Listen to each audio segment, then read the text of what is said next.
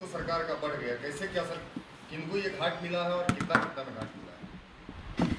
हाँ, ये मैं बताना चाहूँगा। सबसे पहले तो मैं अपनी पूरी टीम, जिसमें ख़ास करके लखीसराय, सबसे पहले लखीसराय के जो खनिज विकास पदाधिकारी हैं रणधीर जी, यद्यपि वो नए पदाधिकारी हैं लेकिन उन्होंने काफ़ी मेहनत किया इसमें, और जैसा जैसा हम लोगों ने इंस्ट्रक्शन दिया या जो विभाग से उनको निर्देश मिला उसके अनुरूप उन्होंने कार्रवाई की, तो मैं उनको धन्यवाद देता हूँ। उसके बाद हमारी अपर समाहर्ता की अध्यक्षता में गठित टीम, जिन्होंने पूरे टेक्निकल बिडिंग के दौरान जो टेक्निकल बिड हुआ उसके बाद उसमें काफ़ी समय उन्होंने, क्योंकि टोटल हमारे यहाँ 10 बालू घाट थे। अगर हम लोग ऐसे क्लस्टर को मिला दें तो ऐसे हमारे यहाँ 12 बालू घाट हैं, लेकिन हमारे बालू घाट के ब्लॉक संख्या 3 और 4 को मिला करके एक क्लस्टर बनाया गया और 11 और 12 को मिला करके हमारा दूसरा क्लस्टर बनाया गया। तो उन दोनों क्लस्टरों को अगर एक एक बालू घाट मानते हैं तो टोटल 10 बालू घाट में 96 बिडर हमारे टोटल आए थे, जो कि काफ़ी बड़ी संख्या थी। इन 96 बिडर्स के सभी के द्वारा अपना अपना डॉक्यूमेंट दिया गया, और इसमें विभाग से काफ़ी ज़्यादा, जो जैसे मैं उदाहरण के तौर पे बताऊं तो उनको अपना पूरा ऑडिटेड बैलेंस शीट देना था प्रति वर्ष का। वो भी वर्ष बताया गया था कि 18, 19, 19, 20 और 20, 21। उसके बाद उनको ITR यानी इनकम टैक्स रिटर्न जो उन्होंने सबमिट किया था उसको भी, जो कंपनी थे उनको फिनेंशियल ईयर वाइज 18, 19, 19, 20 और 20, 21 का, और जो इंडिविजुअल थे उनको 19, 20, 20, 21 और 21, 22 का देना था।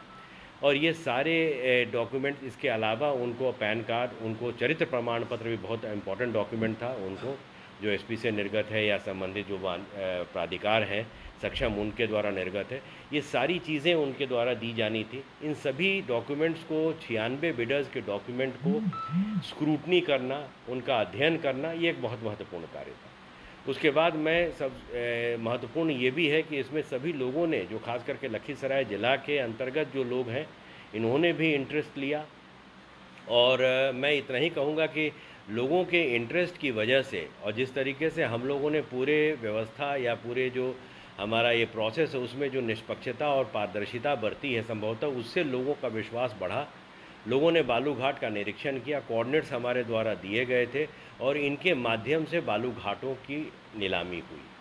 नीलामी में भी आपने जो बिल्कुल सही कहा कि ये हमारे लिए भी बहुत खुशी की बात है, क्योंकि मैं आपको ये बताऊं कि जो नीलामी हमारी 29 लाख टोटल हम लोगों ने मिनिमम रिज़र्व वैल्यू रखा था, इसके लिए हमारे सभी बालू घाट में जो माइनेबल रिज़र्व थे उनको रखा गया था एक वैल्यू के रूप में, और माइनेबल रिज़र्व के आधार पर 150 रुपया प्रति मतलब ये क्यूबिक मीटर के हिसाब से जो बालू का दर निर्धारित किया गया था, उसी अनुसार हमारा न्यूनतम जमा निर्धारित था। वो न्यूनतम जमा हमारा 29,26,26,000 रुपये आता था।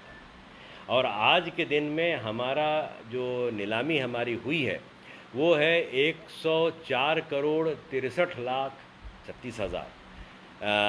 वो हमारी नीलामी जो है वो 358% अधिक है जो हमारी न्यूनतम जमा राशि थी। तो ये निश्चित रूप से लखीसराय ज़िला के लिए भी, हमारे लिए भी एक बहुत खुशी की बात है, और मैं इसके लिए हमारी पूरी टीम और विशेषकर जिन्होंने भी जो बालू घाट लिया है, मैं उनको धन्यवाद देना चाहूँगा, क्योंकि उन्होंने यहाँ पे रुचि दिखाई है और निश्चित रूप से उन्होंने विश्वास व्यक्त किया है कि यहाँ जो बालू है उसमें वो आकर के खनन करेंगे और सरकार को राजस्व देंगे। कौन कौन से सर घाट हाँ, इसके बारे में मैं बता देना चाहूँगा। देखिए, जैसा जो मैंने पहले बताया आपको कि हमारे यहाँ जो अलग अलग बालू घाट हैं उसको मैं बता दूंगा। जैसे ब्लॉक वन में टोटल मेरे ब्लॉक 1 के बालू घाट की जो मेरी राशि थी वो था 1,23,30,000। इसमें हमारा टोटल मार्केट प्राइस यानी जो हमारा ऑक्शन वैल्यू है वो गया, हाईएस्ट वैल्यू 1,47,96,000। ये कुंदन कुमार जी हैं, उनके पक्ष में गया है। दूसरा ब्लॉक है मेरा 47,16,000। इसके अगेंस्ट में हमें 2,92,39,200 ये बोली हमारी गई है अधिकतम। ये श्री विजय सिंह के पक्ष में हुआ है। तीसरा हमारा ब्लॉक है जो ब्लॉक नंबर 5 है, क्योंकि 3-4 मैंने पहले कहा क्लस्टर है, वो मैं बाद में बताऊंगा। जो ब्लॉक नंबर 5 है वो उसकी बोली हमारी थी न्यूनतम जमा राशि वो 4,61,70,000। इसके अगेंस्ट में हम लोगों ने काफ़ी ज़्यादा हमारा न्यूनतम जो है सक्सेसफुल बिडिंग वैल्यू गया, ये है 26,31,69,000 और ये मिला है श्री उमेश सिंह को।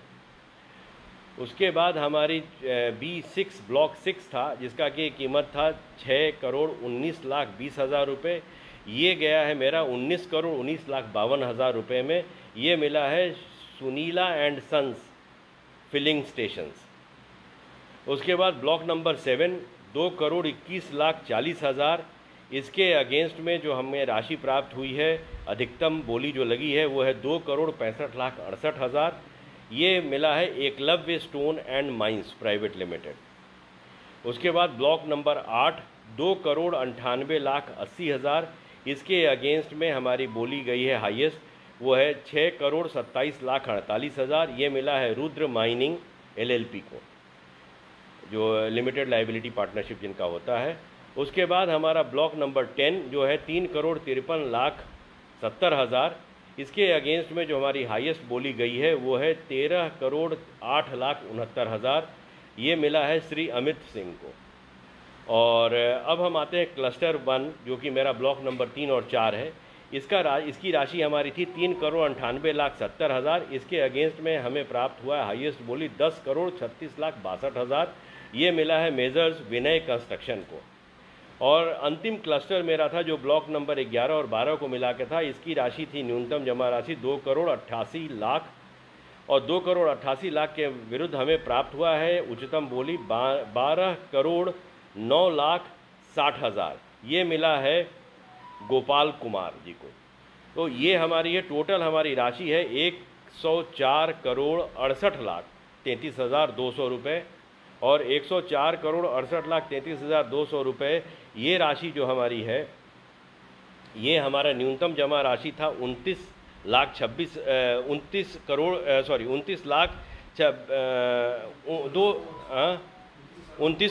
26,26,000 29,26,26,000 के अगेंस्ट में हमें प्राप्त हुआ है 104,68,33,000 जो हमारा 358% है। आम उपभोक्ताओं के नजरिए से सर बालू तो सोने जैसा महंगा हो जाएगा फिर लखीसराय। देखिए दोनों चीज़ें हैं, ये बहुत इम्पॉर्टेंट है। मैं आपको बता रहा हूँ जो सरकार ने एक तरीके से रेवेन्यू भी अर्न करना है और सरकार को मूल्य भी नियंत्रित करना है। मूल्य नियंत्रित करने के लिए सरकार ने अलग से जो है फोर्सेस लगाए हैं और उसके लिए बहुत आवश्यक है, बहुत सिंपल सा चीज़ है कि सरकार जो है वो मूल्य नियंत्रण का भी कार्रवाई अलग से करती है। एक तो ये सरकार के स्तर से है, जब सरकार देखेगी कि बहुत ज़्यादा मूल्य भाग रहा है किसी कमोडिटी का।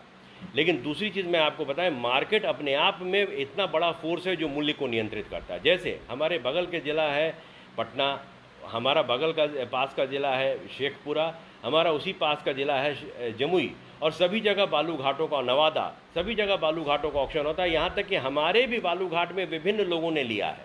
तो सब जगह अपने, अगर कोई एक ज़्यादा रखता है और दूसरा कोई जो है वो थोड़ा सा कम रखता है तो सब लोग उसकी तरफ मुखातिब होंगे। तो ये आपसी कॉम्पिटिशन ही मार्केट का बहुत बड़ा फोर्स नियंत्रण का काम करेगा, मार्केट फोर्स के नियंत्रण का और मूल्य का नियंत्रण का। इसलिए मुझे ये लगता है कि ऐसी बात नहीं है, लेकिन निश्चित रूप से जब मूल्य आता है ज़्यादा तो स्वाभाविक रूप से ये एप्रीहेंशन, ये डर होता है, उस पर हम लोग ज़रूर कारगर नज़र रखेंगे। लेकिन अपने आप में मार्केट के फोर्सेस को नियंत्रित करने देंगे मूल्य को।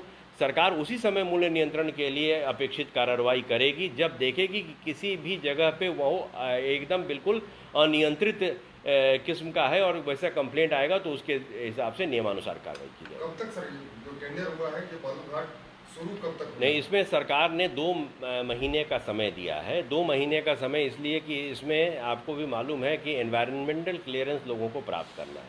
अभी तो बाकी लोगों को जो है इसमें 25% राशि जो उन्होंने उच्चतम बोली लगाई है वो एक सिक्योरिटी डिपॉजिट के रूप में जमा करना है, और इसके बाद लोगों को आपने आवश्यक कागजात भी जमा करने हैं, एग्रीमेंट डीड जो है वो भी जमा करना है, और सबसे महत्वपूर्ण है एनवायरमेंटल क्लियरेंस। वो एनवायरमेंटल क्लियरेंस इनको सिया को अप्लाई करके और उसमें अकॉर्डिंगली लेना है। इसके लिए 2 महीने का समय राज्य सरकार ने उनको निर्धारित किया है। उम्मीद है कि 2 महीने में वो करेंगे और एक तरीके से हम लोगों का उसके बाद 1 जनवरी से हम लोग पूरी तरीके से रहेंगे कि हमारी घाट जो है वो सेटलमेंट हो आखिरी सवाल सर ये है कि जो बोली लगाने वाले पार्टिसिपेंट, हाँ उन्होंने जो 25% पहले से जमा किया हुआ था हाँ और बोली इतना आगे बढ़ा है, तो रेस्ट उसका 25% डाउन है या देखिए इस सिंपल से बोली जो लगाने वाले हैं वो उसका ये अर्नेस्ट मनी डिपॉजिट हम लोग बोलते हैं जिसको ईएमडी।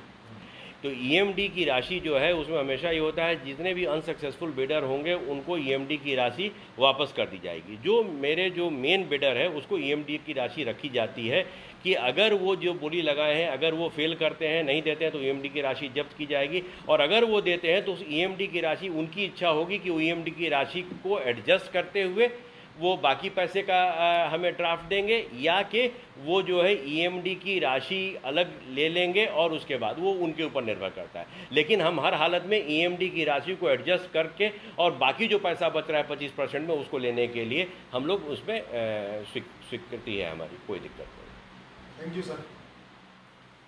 ये सुन रहे थे लखीसराय के जिलाधिकारी।